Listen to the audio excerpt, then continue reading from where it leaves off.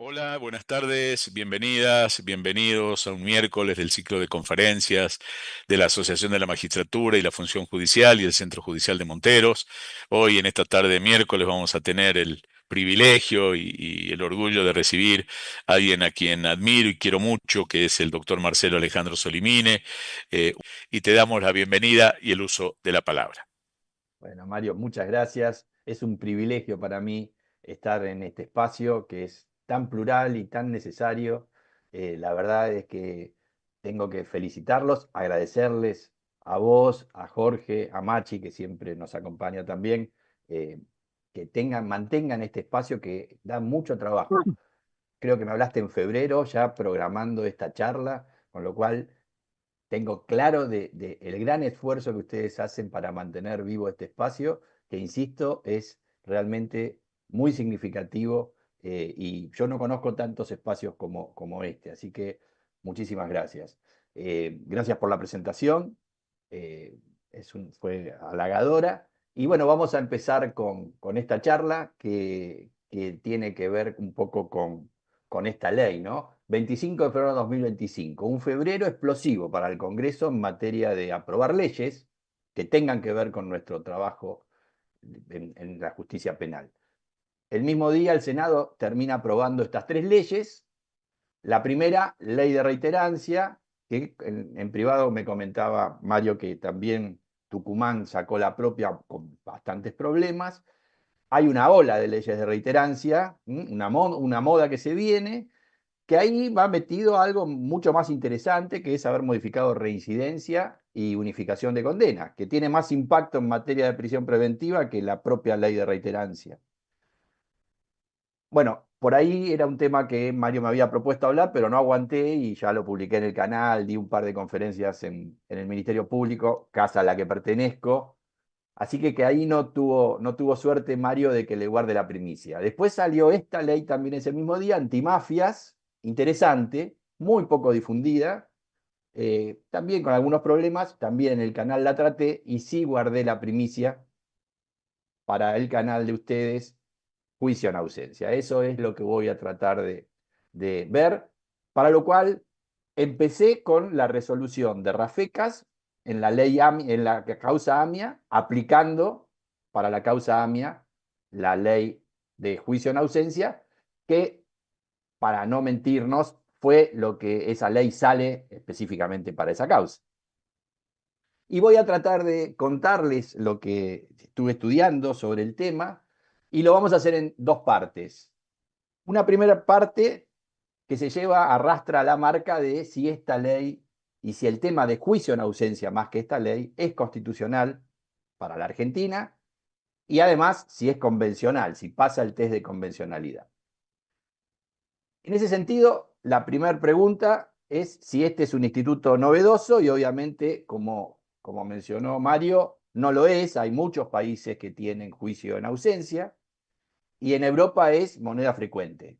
Italia, y con Italia tenemos mucho en procesos de extradición, donde nuestra Corte Suprema ha intervenido condicionando las extradiciones hacia Italia.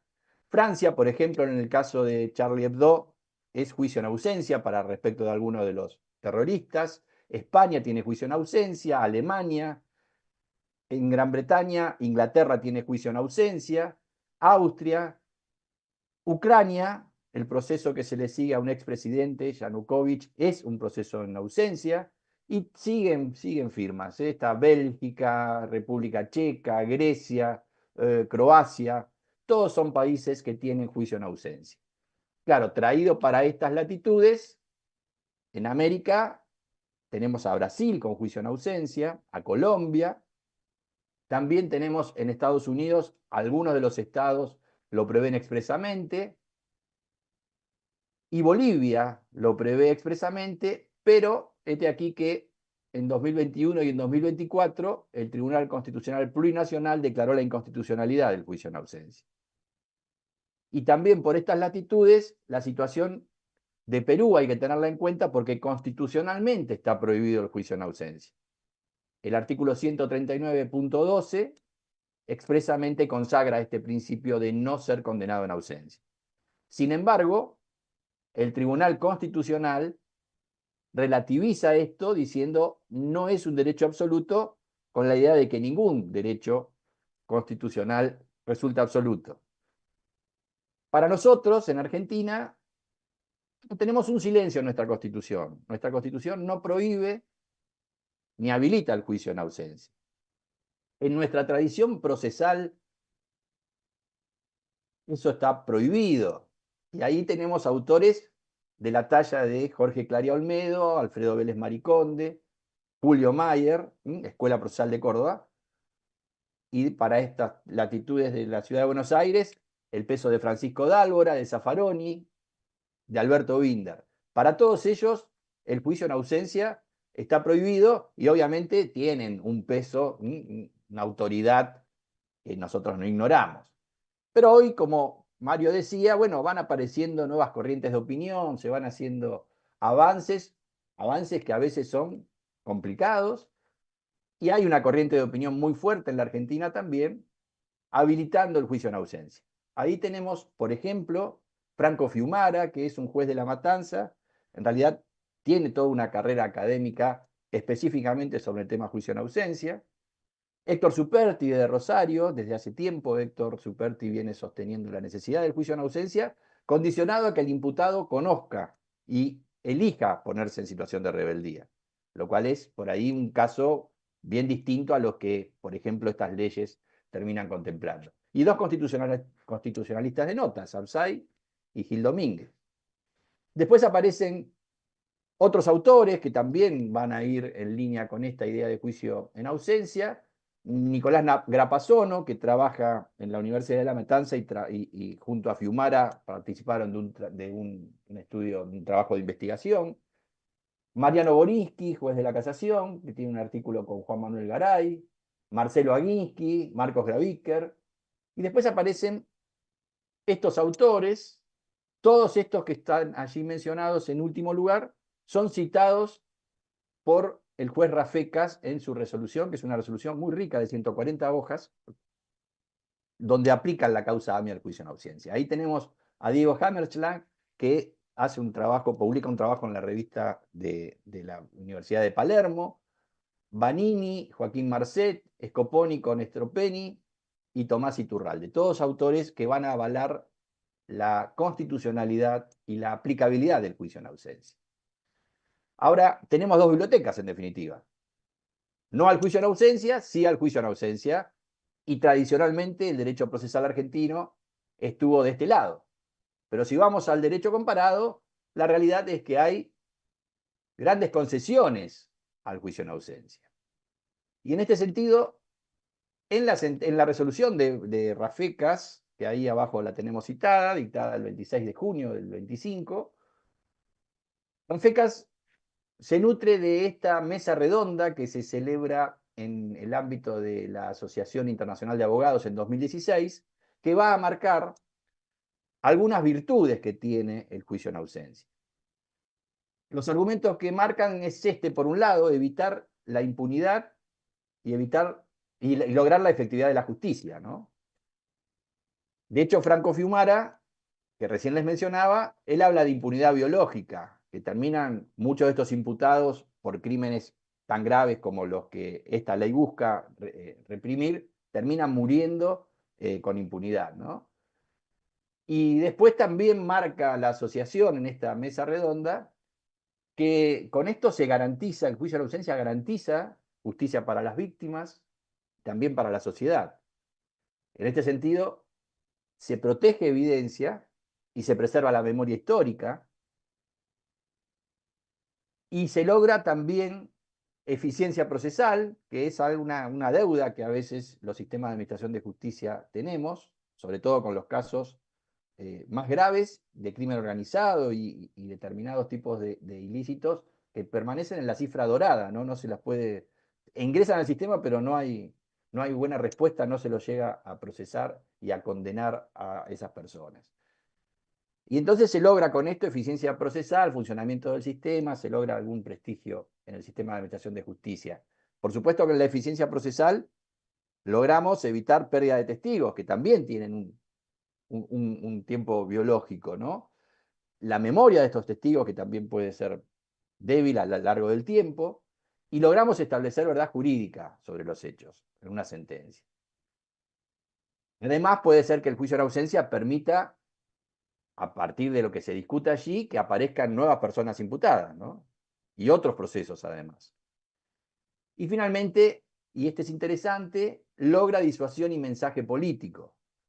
La condena que se dicta en ausencia aumenta presión internacional para que sea capturada la persona condenada en ausencia y reduce el margen de maniobra política si algún Estado está brindando algún apoyo a esa persona como asilo político, etcétera, etcétera. Por ahí con la contundencia de esa condena en ausencia, las cosas cambian.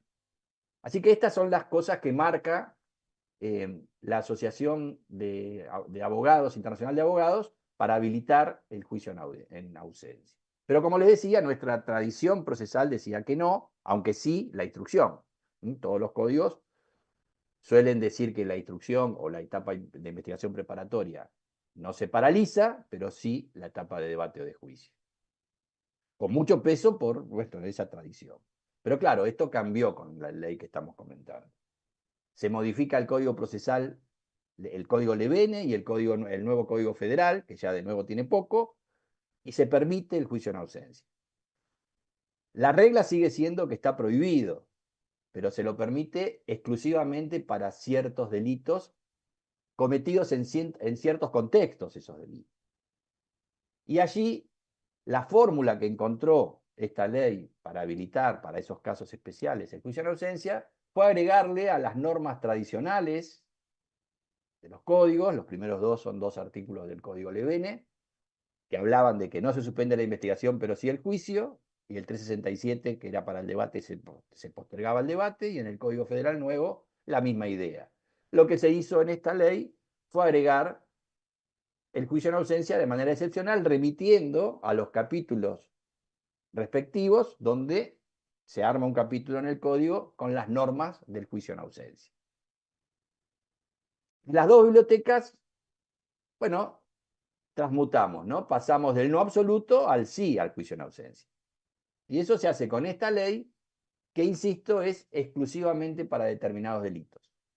Esos delitos están en el 431 ter del Código Levene y en el 344 bis del Federal. ¿De qué delito se trata? De dos supuestos que tienen su propio universo dentro. En primer lugar, aquellos delitos en los que tiene jurisdicción, en definitiva supletoria, la Corte Penal Internacional, en estos tipos de delitos, los que prevé el Estatuto de la Corte Penal Internacional en el 6, 7, 8 y 8 bis, que son supuestos de genocidio, crímenes de lesa, crímenes de guerra y crímenes de agresión, que allí en esas normas están especificados cuando catalogan los delitos, qué delitos son los que catalogan con esa tipología. Y por otro lado, el segundo supuesto, que tiene un gran universo, son los casos que están mencionados en el artículo 2 de la Convención Interamericana contra el Terrorismo, que obviamente Argentina ratificó, y ya sea que esos hechos se traten de hechos cometidos en lugares públicos o en lugares privados. Y esa Convención Interamericana, en ese artículo 2, da una nómina de convenios, de convenciones y de protocolos. En esos convenios se prevé como delitos que son materia de esta convención y ahora de juicio en ausencia, estos supuestos: el apoderamiento ilícito de aeronaves, la seguridad de la aviación civil, todo lo que ponga en riesgo la seguridad de la aviación civil, la protección física de materiales nucleares, la represión de actos que atenten contra la seguridad de la navegación marítima, atentados terroristas cometidos con bombas, y allí es donde entra AMIA, y financiación del terrorismo. Respecto de convenciones, las que menciona son dos: la convención que prevé la prevención y castigo de delitos contra personas internacionalmente protegidas, y allí se incluyen los agentes diplomáticos, y toma de rehenes. En cuanto a protocolos, Este artículo 2.1 de la Convención Interamericana de Terrorismo menciona la represión de actos ilícitos de violencia en aeropuertos, que linkea con los primeros dos convenios, llevándolo al ámbito de los aeropuertos, y después para la seguridad en plataformas fijas emplazadas en plataforma continental. En fin, estos son los delitos, ¿no? No es que abrimos un abanico enorme, son supuestos muy excepcionales, pero hemos abierto una puerta por la cual pueden seguir entrando supuestos. Vamos ahora sí a ver cómo consideran los sistemas de protección internacional para ver nuestro test de convencionalidad, si lo superamos o no. Y vamos a ver que los sistemas de protección internacional no son refractarios, ninguno de ellos. Vamos a empezar por Europa, que adivinarán ustedes que obviamente ahí se lo admite. Si todos los países de Europa lo tienen, es porque obviamente el sistema de protección europeo así lo habilita.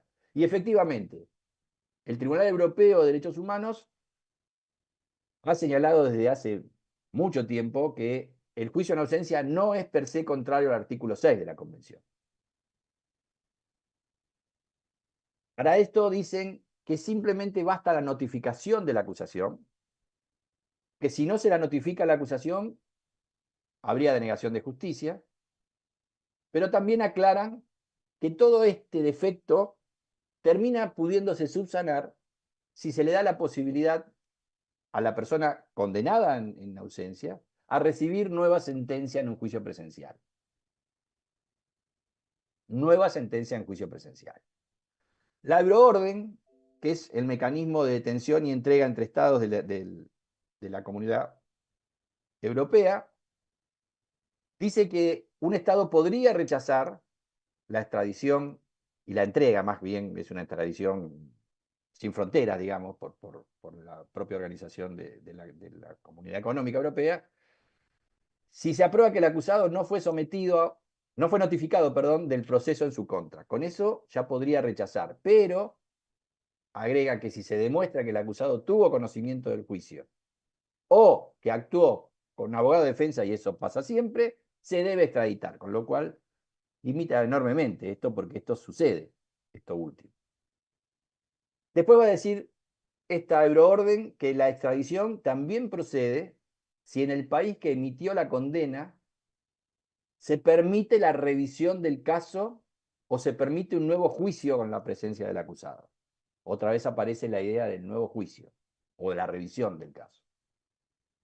Por último, el Tribunal de Justicia de la Unión Europea, por ejemplo, en un caso del 2022, a través de la Sala Cuarta, va a decir en esta causa, interpreta esta directiva, la directiva 2016-343, que permite el juicio en rebeldía cuando se hayan hecho esfuerzos razonables para localizarla sin éxito. Y ahí veníamos a algo que comentaba Mario en la previa, ¿no? Ahí diciendo, bueno, ¿qué es esfuerzo razonable? ¿Es liberar una orden de captura y no hacer nada? Ahí hay un problema, pero se exige desde el sistema europeo esto, que sean esfuerzos razonables.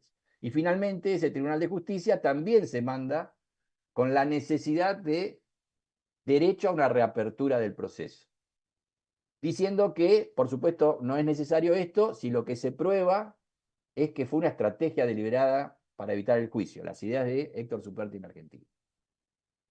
Si reparamos, más allá de este esfuerzo razonable para localizarla, que ahí lo remarcamos, nos hablan de nueva sentencia, de nuevo juicio, de revisión del caso, de reapertura, con lo cual nos está dando alguna pauta de qué se necesita para poder habilitar el juicio en ausencia, pasando los test de convencionalidad. Vamos a Naciones Unidas, que ahí nos interesa porque nosotros somos parte de Naciones Unidas. Bueno, es admitido con más dudas, porque, por ejemplo, el Tribunal de Nuremberg en el estatuto, el artículo 12 lo preveía, y de hecho así es condenado Bormann, que después se determina que al final ya estaba fallecido, y también lo admitió el Tribunal Especial para el Líbano. Pero en cambio, con la otra biblioteca, los tribunales penales internacionales para la ex Yugoslavia y para Ruanda no lo permiten, tampoco el Tribunal Especial para Sierra Leona y tampoco la Corte Penal Internacional. que hoy recién mencionábamos. Pero vamos al Pacto Internacional de Derechos Civiles y Políticos, que es el que tiene un alcance, digamos, una cobertura para todos los ciudadanos del mundo, ¿no? Y en el pacto aparecen estos derechos y garantías de las personas sometidas a proceso. 14.1, paralelo al 8.1 de la Convención Americana, derecho a ser oída. Y una persona juzgada en ausencia, bueno, puede estar en crisis, obviamente, que no es oída. Derecho a ser informado sin demora de la acusación. Y acá aparece el tema de cómo se notifica esta acusación a la persona en ausencia. La más importante, el 14.3d del Pacto Internacional exige como derecho el derecho a que la persona imputada esté presente en el proceso y se defienda personalmente o ser asistida por un defensor. Y finalmente el 14.3c le da la facultad de interrogar y hacer interrogar a los testigos de cargo, obtener comparecencias de testigos de descargo. Este plexo de normas pareciese que va en línea con la parte del no al lugar al juicio en ausencia. Pero sin embargo, el Comité de Derechos Humanos, que es el órgano de aplicación, o la Corte Interamericana respecto del Pacto de San José, lo admite. Y en este sentido, por ejemplo, en esta observación general 32, la observación general vendría a ser la interpretación auténtica que hace el comité de cada norma del pacto. Si quieren un parangón, serían las opiniones consultivas de la Corte, pero referidas a cada artículo. Que lo que va haciendo el comité es, cada tanto, en base a su propia jurisprudencia, las comunicaciones, casos contradictorios, los va consolidando en estas observaciones generales. La observación 32 tiene dos considerandos que hablan de juicio en ausencia. El 31 infine, que exige para que proceda el juicio en ausencia que se hayan tomado todas las medidas posibles para informarles de las acusaciones y del juicio, las dos cosas. Y ahí cita este caso Mangué.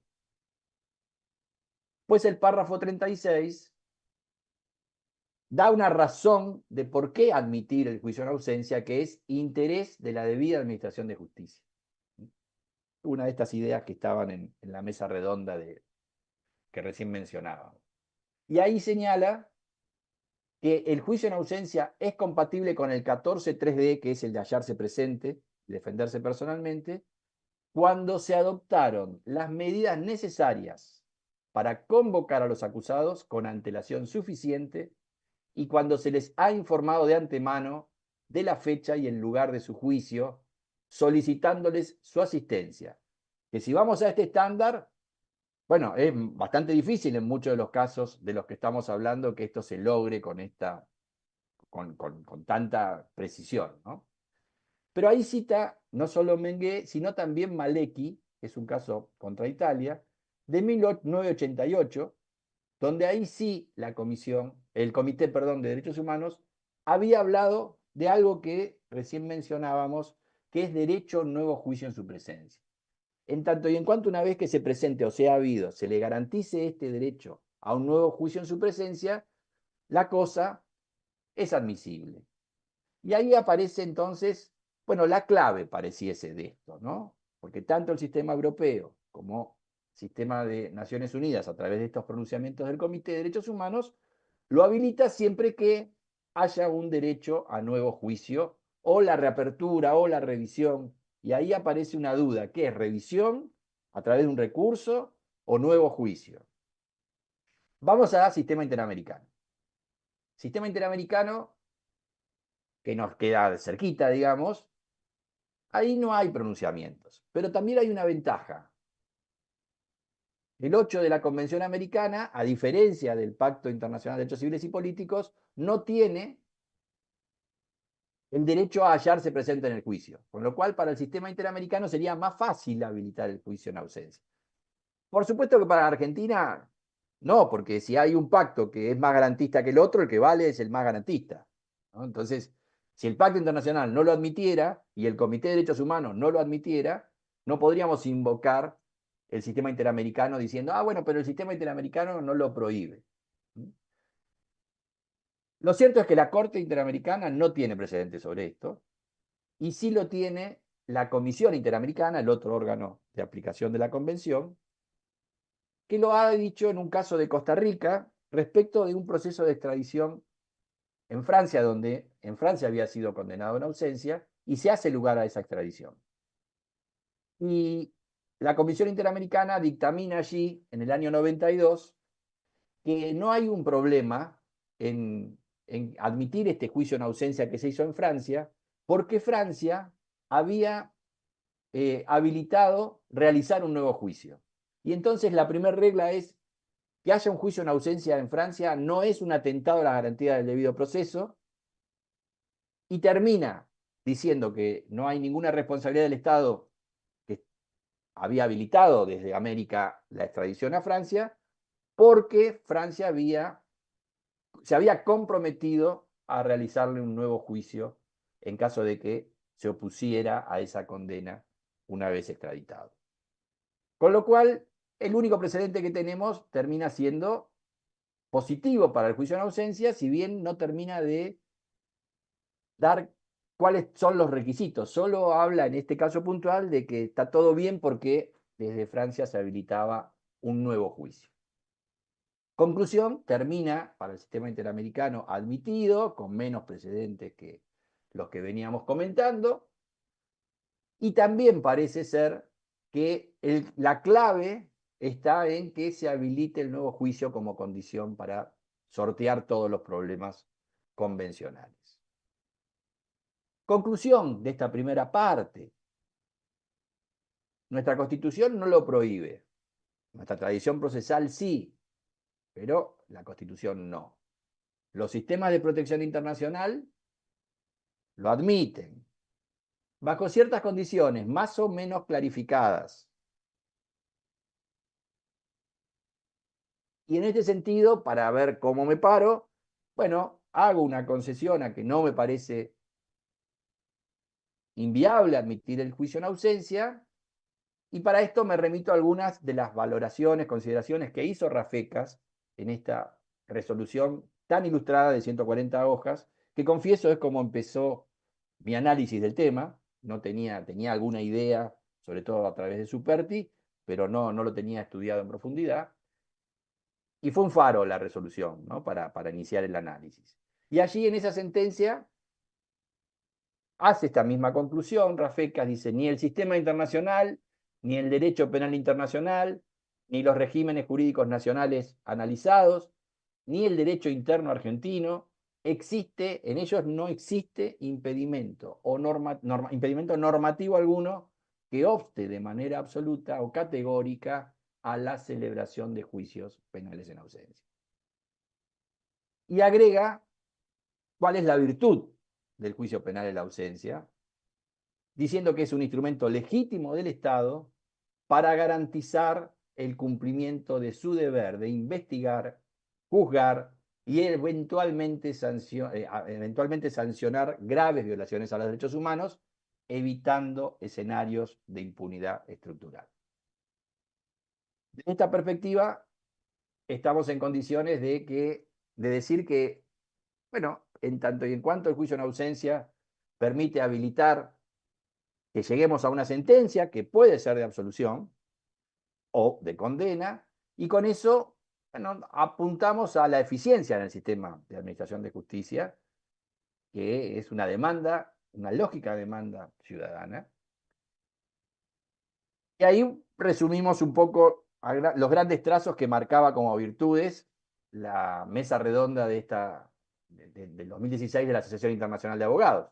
Con el juicio en ausencia, llegar a una sentencia permite eficiencia procesal y garantizar el funcionamiento del sistema, garantiza justicia para víctimas y para la sociedad, y disuasión del mensaje político, que a mí me parece interesante, ¿no? Mete presión, digamos, porque ya tenemos otro estatus, ¿no? No es lo mismo que te persigan que haber hecho un juicio donde las pruebas que se ventilaron allí muestran tu culpabilidad, más allá de que después pueda reproducirse el juicio, recurrirse, en fin, pone otro escenario.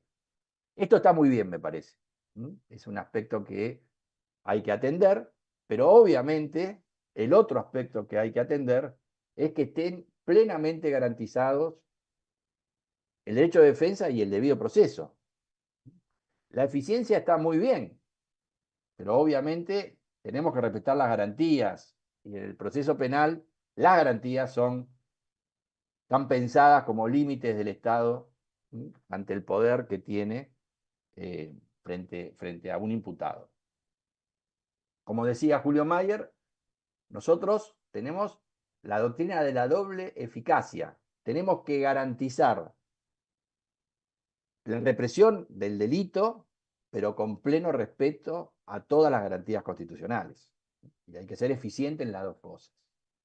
Roxin decía, los estados totalitarios tienden a priorizar el interés del Estado y, bueno, al individuo lo pueden dejar un poco desguarnecido. En cambio, los estados de derecho, y eso felizmente somos, tiene que responder por este doble estándar, ser eficiente en la represión del delito, pero con pleno respeto de todas las garantías. Y allí estamos en condiciones de entrar en la segunda parte.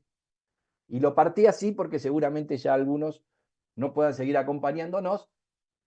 Para ellos, sí los invito a un bonus track, que es hablar un poquito de qué se ventiló en esta gran resolución de Rafecas. Rafecas la declara aplicable la ley de juicio en rebeldía para la causa AMIA el 26 de junio del 25, adhiriendo a la posición que como partes habían tenido el Ministerio Público Fiscal y algunas de las querellas, Daya, AMIA y la que llevan adelante Seguesky y Aberruch. Lo cierto es que, para mostrar cuán controversial es el tema, es que varias de las querellas se opusieron a la aplicación de la ley, considerando que era inconstitucional por violar garantías de los imputados. La Asociación Civil Memoria Activa decía que no habría verdadera controversia en el caso si se hace el juicio en rebeldía. La Asociación 18J simplemente dice que es inconstitucional y la que más lo desarrolla por ahí es APEMIA, que advierte que habría graves riesgos en el derecho de defensa y el debido proceso. Y para ello dice que si se hace el juicio sin la presencia del imputado, va a resultar imposible que esté garantizado tanto el conocimiento de la imputación, la intimación, el derecho de poder contrainterrogar, el derecho a comprender y dirigir su estrategia de defensa. Y ahí hay cosas interesantes. Por supuesto que quien hace el planteo más sesudo en esto son las propias defensas, los defensores oficiales de los imputados en la causa, que van a sostener que se afectan garantías constitucionales y convencionales de admitirse el juicio en ausencia con aplicación de esta ley, diciendo que se viola derecho de defensa, la inmediación y la contradicción. Y en los argumentos puntuales que utilizan, y aquí hay un resumen, por cierto, para no aburrirlos, va a decir la defensa que es necesaria la presencia efectiva del acusado para que pueda ser oído, para que pueda contradecir y que lo pueda hacer personalmente, que pueda controvertir la prueba personalmente, exponer su versión y además elegir su estrategia de defensa. Y en este sentido, la defensa también va a decir que el defensor oficial no puede suplir la defensa material, que la brinda el propio imputado con su presencia física. Mete este argumento que es interesante, dice: el defensor, que no tiene comunicación ni siquiera con el imputado, opera en condiciones de orfandad estratégica. No tiene contacto con el detenido, no tiene instrucciones del detenido, no puede evaluar la versión de los hechos que tenga para dar el imputado, dije detenido pero es defendido, y termina siendo el defensor una figura simbólica. Interesante este agravio. Finalmente planta esta idea de que supone un regreso al inquisitivo, porque el Estado controla acusación, defensa y juzgamiento, eliminando el contradictorio. Este tal vez es el argumento más fácil de rebatir. Y el último, que es de aplicación exclusiva a la causa AMIA, que es el tema de si puede aplicarse retroactivamente esta ley. Ahí el argumento es que esto es una ley procesal más gravosa y cita toda una línea de doctrina que hoy considera que no puede haber retroactividad de la ley procesal, rompiendo el molde que siempre sostenía que sí. Ahí está Daniel Pastor, Zaffaroni, Binder, María Luisa Piqué, e incluso el artículo 11 del Código Federal, que no aplica en este caso porque es una causa que se tramita por el Código Levene.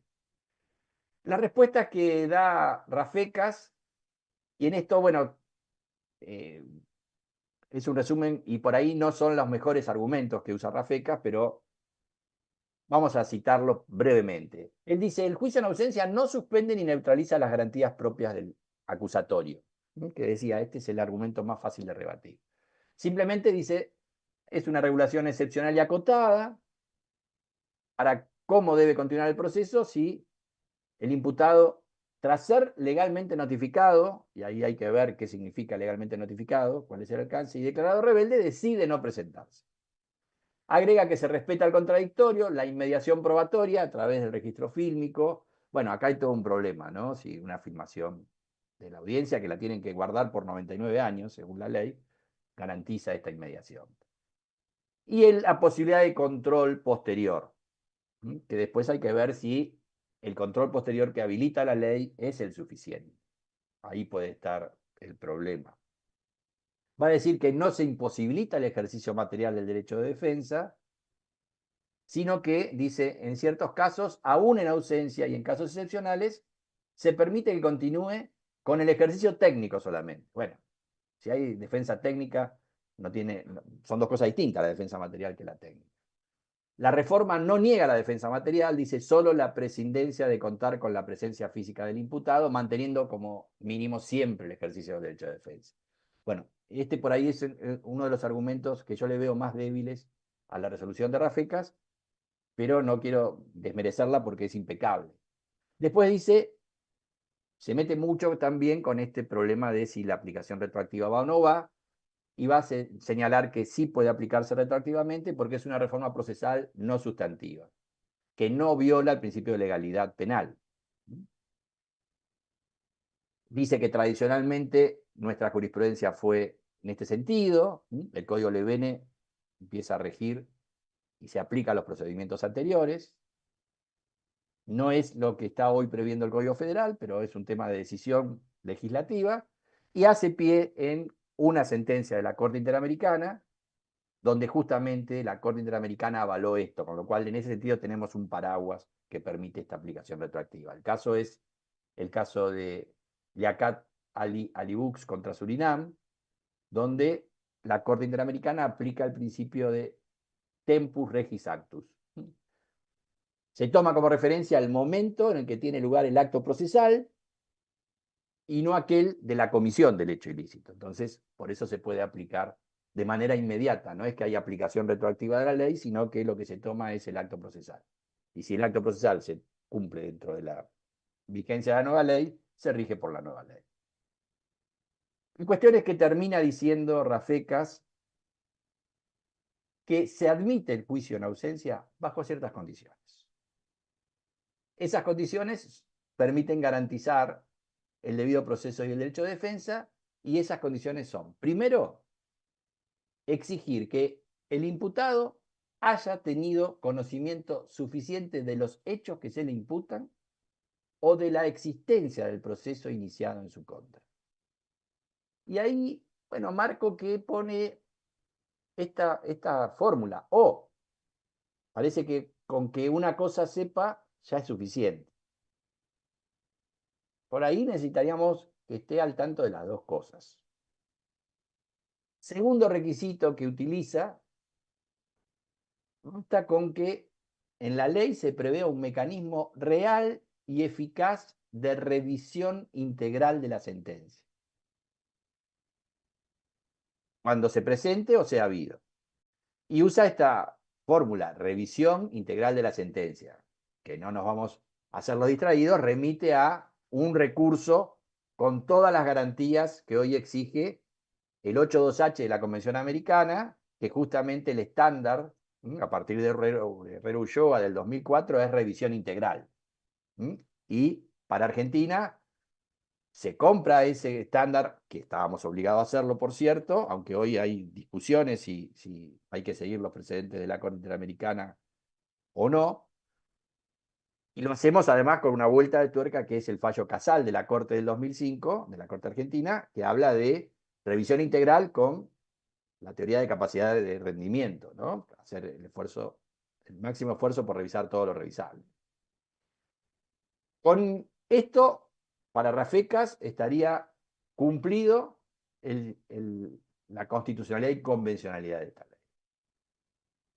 Juicio en ausencia, sí, bajo ciertas condiciones, sí. Lo que quiero discutir en la segunda parte es cuáles para mí son las condiciones que necesitamos para que ese juicio en ausencia supere el test de convencionalidad e inconstitucionalidad.